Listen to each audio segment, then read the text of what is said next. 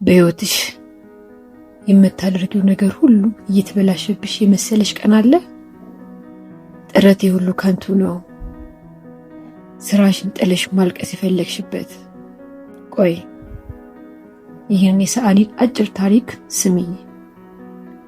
በአንድ ወቅት በአንድ ትልቅ ከተማ ውስጥ ያለ ሰዓሊ ነበር። በየቀኑ ከክፍል ውስጥ ተቀምጦ በትልቅ ነጭ ሸራ ላይ ስዕል ለመሳል ይሞክራል። ነገር ግን በሳለው ቁጥር ቀለሙ ይፈስበታል፣ ይበላሽበታል። በዙሪያ ያሉ ሰዎች ስራውን አይተው ይስቁበት ነበር።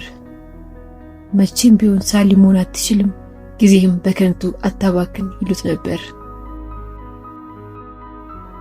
ወጣቱ በጣም ተስፋ ቆርጦ አንድ ቀን ታዲያ ቀለሙ ተደፍቶ ስዕሉን በሙሉ ሲያበላሽበት ብሩሽ ወርውሮ ማልቀስ ጀመረ።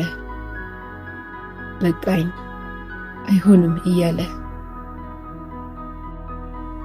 በታፈነ ስሜት ክፍል ውስጥ ተቀምጦ ያ የነጣው ትልቅ ሸራ እንደ ስዕል ማረፊያ ሳይሆን ሊያሸንፈው የሚፎካከር ትልቅ ተራራ ሆኖ በፊቱ ቆመ።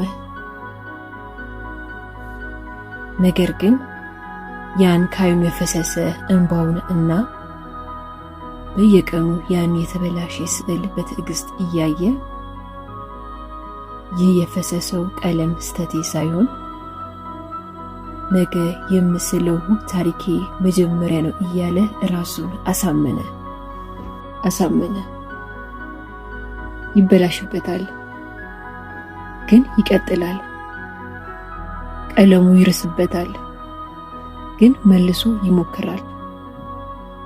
በመጨረሻም ያንን እምቢ ያለውን ሸራ በትዕግስትና ባለመሸነፍ አሸነፈው።